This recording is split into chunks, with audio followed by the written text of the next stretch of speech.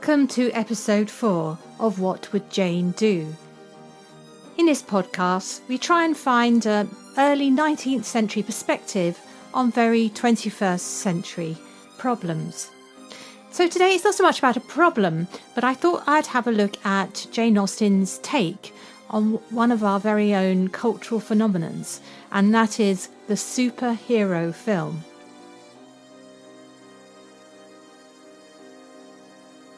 I don't know if, like me, you've spent a lot of the last decade or so going to see either Marvel or DC superhero films. I think I certainly have spent quite a few hours. And I was thinking about the dominance of this particular genre in our cinemas and our movie picture houses, and thinking about the version of the heroes that we seem to prefer. Because I have a theory that every era makes heroes or thinks about the nature of the hero for its own time. So what does this fixation on superheroes say about ours?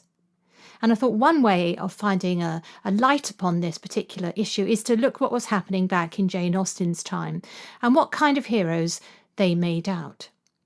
So in this podcast, we're going to have a look at two people who she knew at the time as writers. That's Samuel Richardson and Henry Fielding, and have a look at the discussion about the nature of the hero that Jane Austen herself inherited, and then see how it works out in her books, in particular looking at her discussion of what makes a heroine in Northanger Abbey. Anyway, let's start with heroes. So where do you fall? Is your favourite Superman, Black Panther, Black Widow, Ant-Man, Thor? We all have our favourites. I think possibly my favourite might be Wonder Woman at the moment, just because it was so refreshing to see a really interesting female character. Well, scratch that. Maybe not really interesting, but certainly more interesting than has been done before, come out in the superhero franchise. And I also liked all that stuff about how she might learn about the world of war, because that had an interesting moral journey for her to go on. But you're no doubt sitting there thinking of your own faves. But anyway, what kind of heroes were there around at the time of Jane Austen? Well, I'd say the kind of DC universe in her era was by a man called Samuel Richardson. Now, Richardson, if you don't already know him, is famous for very long novels. Now, I've got just one of them sitting here.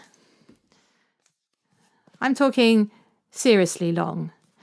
Actually, his most famous book is called Clarissa, and it's up there as possibly one of the most, the longest novels in the English language. The one estimate of word count is 969,000 words. That's just shy of 1 million words. And there aren't that many of us who've actually sat down and read it from cover to cover. How I actually managed to read Clarissa was by when I was working in London and I had a commute. So I carried this huge book, which was like a brick, and I thought it'd be quite useful as an anti-mugging device if ever anyone would be so foolish to take me on whilst I had Clarissa in my handbag. Of course, that's a modern way of reading the novel all in one volume. In Samuel Richardson's day, it would have been published in volumes, in instalments, much more like a soap opera. So it would be very rare that you'd sit down and read the whole thing in one go. It's much more a case of you do it part by part.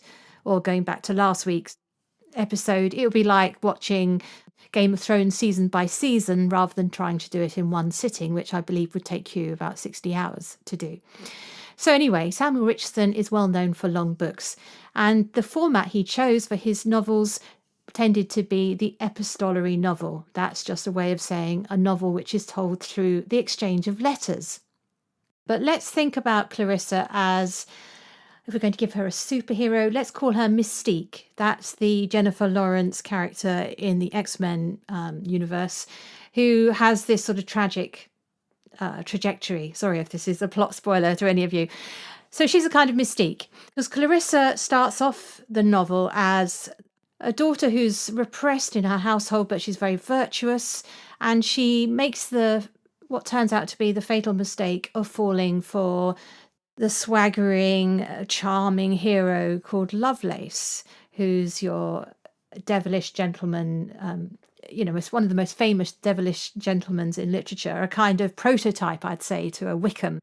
And this all takes a very long time, this seduction and fall and suffering.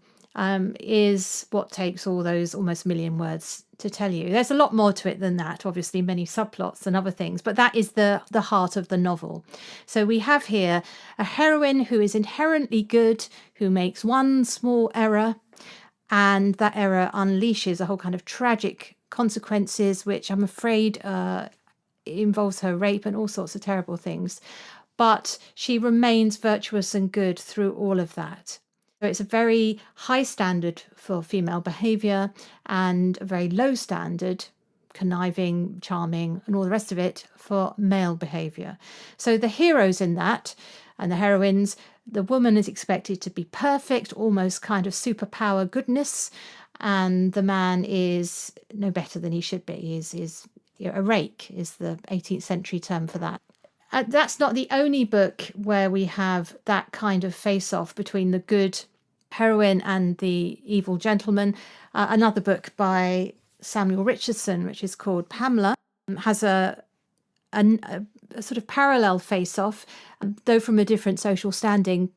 Pamela is a servant in the house of Mr. B, and Mr. B is the one who's trying to seduce her.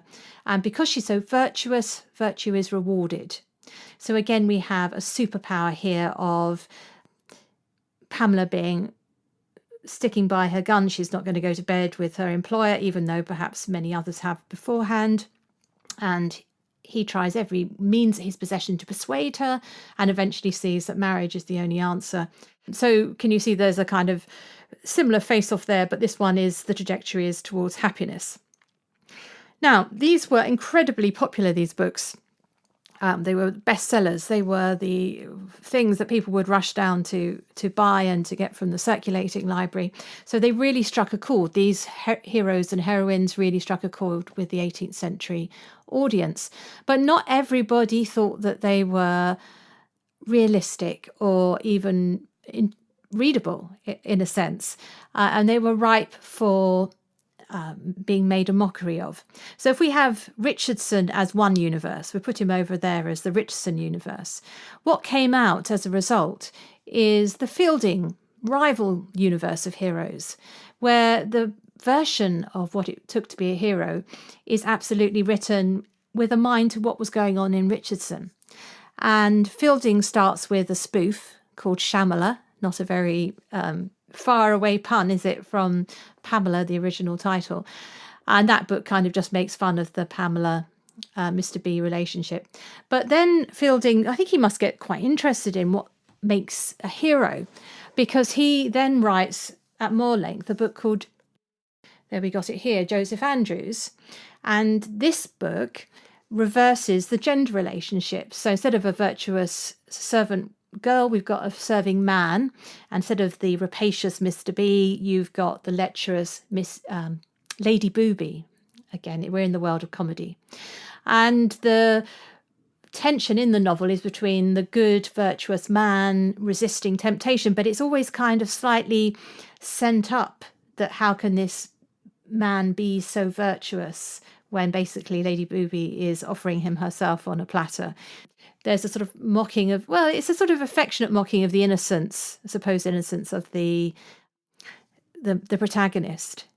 And then Fielding thinks, well, no, I haven't finished with this subject yet, because he then goes on to write probably his best novel, which is one called Tom Jones. Again, he's rivaling Richardson in the length here. He's obviously decided he's got more to say. And Tom Jones is a fascinating study of an imperfect hero. So if we said that Clarissa was a kind of mystique, I would say that Pamela, the servant girl with Mr. B, is a kind of perfect figure, so she's more of a Wonder Woman. But when we get to the Fielding universe, we've got Shamala, which is a kind of Ant-Man parody of the whole kind of hero idea. We've got Joseph Andrews, who's more like a Spider-Man, a kind of coming-of-age hero's story. And that would make Tom Jones more of an Iron Man. So a flawed hero who's got to work out how to end up with his equivalent of Pepper Potts, who is the beautiful and virtuous Sophia in this particular novel. It's more complex, it's more nuanced. Tom is a red-blooded, essentially good-hearted hero, but he does have his affairs along the way, which was a bit very risque for the novel in that day, particularly a novel read by families, and that's what Jane Austen's household was. They read this together. So he triumphs despite his flaws and despite his falls from moral purity, and he goes all the way down to ending up in prison.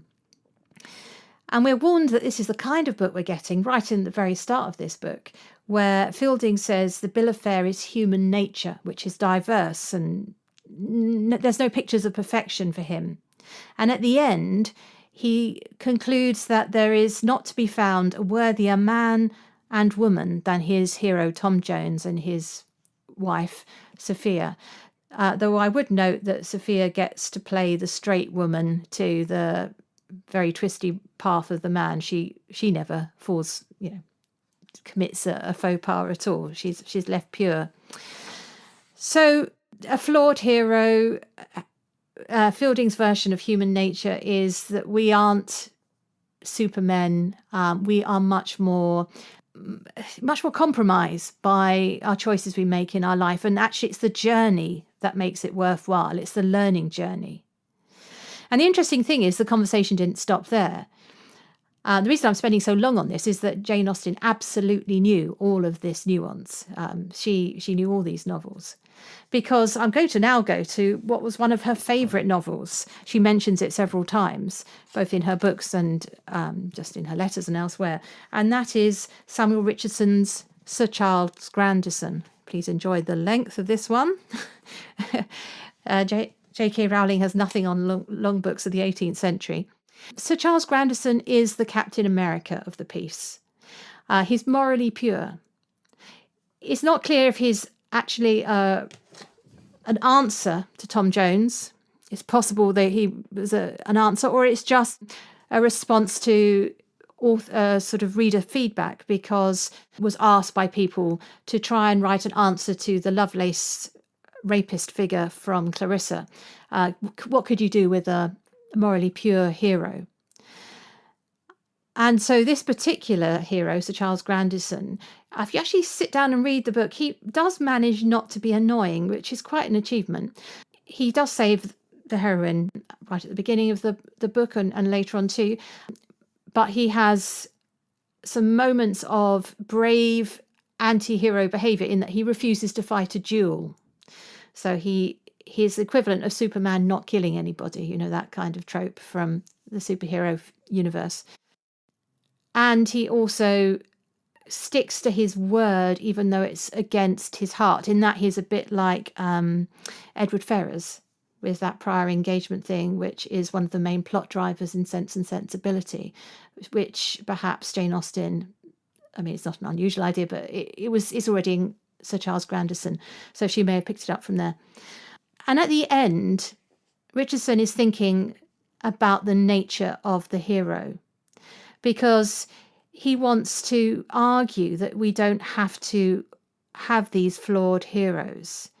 He says, it is surely both delightful and instructive to dwell sometimes on this bright side of things. So rather than sort of go tumble into beds with unmarried women like Tom Jones, you can see the hero who doesn't put a foot wrong, Sir Charles Grandison, the brighter side of human nature, in other words.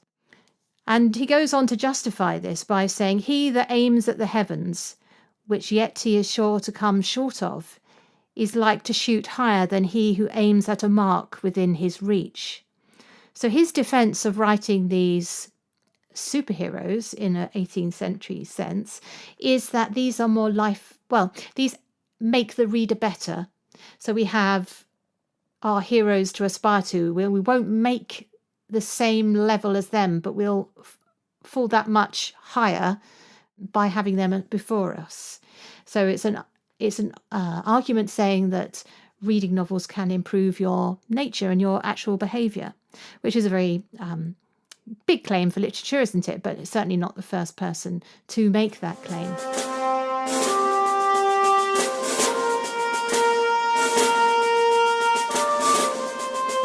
So that's the two universes dominating the novel in the 18th century. The Fielding universe, who maybe is more like the Marvel universe, because I think he's still a bit more popular now than poor old Samuel Richardson, which to us is actually quite a tough read now because of the moral instruction, which is at the heart of what he wants to do. Though I would urge you to go and read all of these if you've got some time, or at least dip into them, because they are really fascinating to see how Jane Austen has taken similar material and changed it. So let's move on from the battle of the hero between Fielding and Richardson and have a look at what Jane Austen is doing. There is obviously many ways you can talk about this in Jane Austen, but I thought it was interesting to look at the nature of the hero and the heroine in Northanger Abbey, because it is explicitly where she is most interested in talking about the nature of the heroine, by the way she handles Catherine. And of course, with Jane Austen, it's clever and it is wry and it makes me laugh. So I thought I'd share it with you. So right at the start of Northanger Abbey, she says that Catherine, who starts off as very much as a tomboy, from 15 to 17, she was in training for a heroine. So she has in mind not only the Gothic heroines of Anne Radcliffe and those kind of books, but she knows about the perfect heroines of the Pamelas and even Tom Jones, Sophia, that there are these people who have adventures that you can be like. But she has the misfortune of living in a quiet village where not very much happens. And Jane Austen states in that beautifully incomparable narratorial voice she has, but when a young lady is to be a heroine, the perverseness of 40 surrounding families cannot prevent her. Something must and will happen to throw a hero in her way. So perversely, nobody wants to spoil her happiness in amongst the 40 surrounding families. They're all just rather nice neighbours. So she has to wait for her big chance, and that is when she's taken by the Allen family to Bath. And we get lots of bathos. Bathos means a kind of bringing down of expectations in what happens in the beginning of Northanger Abbey. Actually, in the first page, because we're told that her father is not at the least addicted to locking up his daughters. So we don't have some Gothic, cruel baron here to make the heroine's life a misery. We have a perfectly decent father. And he also doesn't later stand in the way of Catherine's brother James getting engaged to Isabella Thorpe, which at the level of the reader we can see is a very imprudent match, but Catherine thinks that this is her bosom buddy marrying her brother and couldn't be happier. But that certain signals through the text that isn't really what's going on. Anyway, that's just Jane being very clever. And in the relationship between our hero and heroine, because remember we've been told he's going to emerge, Henry Tilney, it's interesting that he doesn't expect Catherine to be extraordinary. In fact, their relationship seems to consist of him rather enjoying her admiration of him and the fact that he can tease her, which he enjoys doing at great length, particularly stoking up her anticipation of a very Gothic existence that she might have when she visits his home at Northanger Abbey. But where the heroism actually comes in, because the usual outlets are not available, there isn't this repressive paternal figure. Well, or is there? But there isn't the father figure and the sort of delayed engagement thing or any of those things that might happen in a Gothic novel, and the incarceration and mystic nuns and haunting monks, none of that stuff. But what we do have is the heroism of making up your own mind. It's the small decisions that matter. So it's not it's not fighting the duel or exploring the castle that is heroic. It is, for example, deciding to stand up for what you know to be right. So in the Bath sequence in this short novel, Catherine is pressured to go several times, pressured to go on a trip to Bristol, quite a long way from Bath, because James wants to spend the time with Isabella Thorpe, and John Thorpe wants to go along too, and won't go without Catherine as his partner. And they're all pressuring her. So that's her brother, her best friend, and her best friend's brother, all pressurizing her, getting in her way of her keeping her engagement with the Tilneys, which she would much rather keep. But by the by, she still does it because she has given her word that she would be available. And it takes a lot to stand against that triumvirate, that power trio, because they are her social circle, or have been for much of the time in Bath. And it clearly shows that the reason why we root for her as a heroine isn't because she's particularly witty or particularly clever, because she's neither of those things. It's because basically she's really sweet. She's good-hearted. She thinks the best of people. She's innocent and a bit gullible, but she basically, I suppose we feel a bit protective of her as it goes on, because she is amongst people with much less pleasant characters. She does lose her head a bit when she goes to Northanger Abbey. When she acts like a heroine of a Gothic novel and dreams up a plot involving murder and all sorts of other things, she goes completely off the rails. That kind of heroism is not available to her. She just makes herself look silly. But she does get a kind of validation at the end, because it does turn out to be a bit of a dastardly gent in the piece, which is the Tilneys' father, and who, I'm sure I shouldn't worry about plot spoilers here, but he does throw her out at the end when he finds that she's not going to inherit a lot of money, so she's not a good prospect for his son as he'd hoped. And so she's made to go home on her own, which for a sort of young girl at that time from her class was almost unheard of. And the validation comes from her mother at the end. Her mother says, "You were always a sad little shatter-brained creature, but now you must have been forced to have your wits about you." So she has grown up by the fact that she had to negotiate an unfamiliar journey on her own with no protection. So it's kind of, well done, Catherine. So that's the kind of heroism Jane Austen is interested in. It's a heroism of the small decisions, the standing out against the crowd, the being brave, I think, and courageous. But it's not courageous that you're fighting massive armies. It's you're fighting your battles for your integrity. And that's the kind of, if there's a superhero, that's the kind of superhero she's interested in.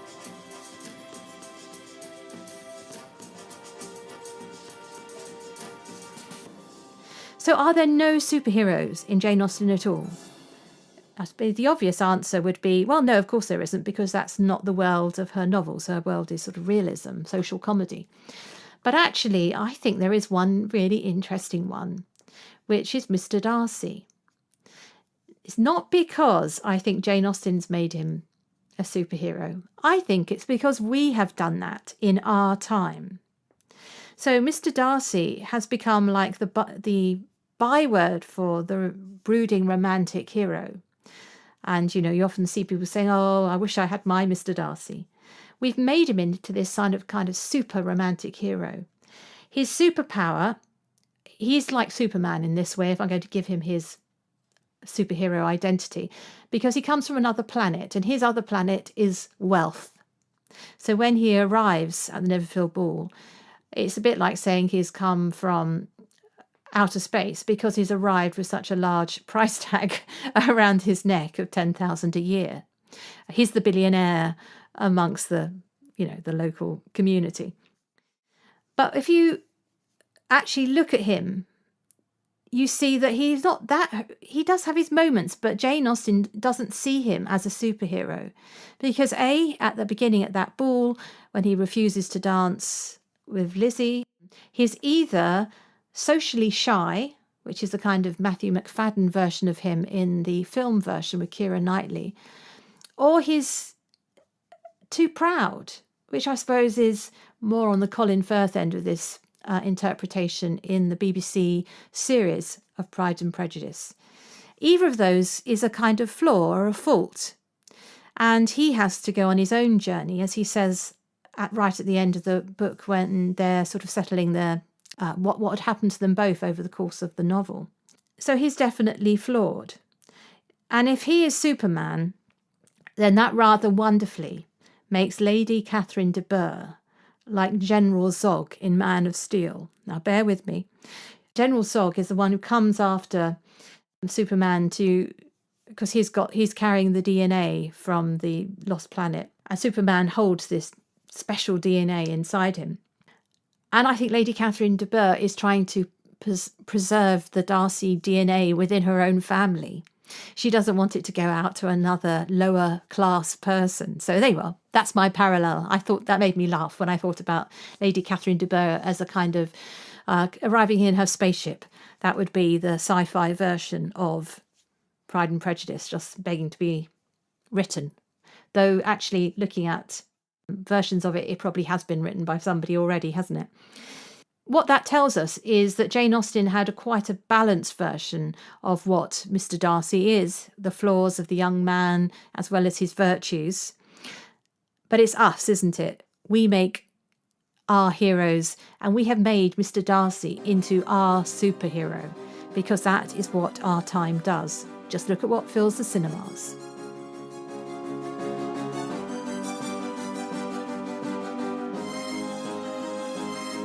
Thank you for listening to What Would Jane Do? If you'd like to message me with any ideas for future episodes, please do leave a message for me on social media or on my website. And until next time, don't forget, when in doubt, ask yourself, what would Jane do?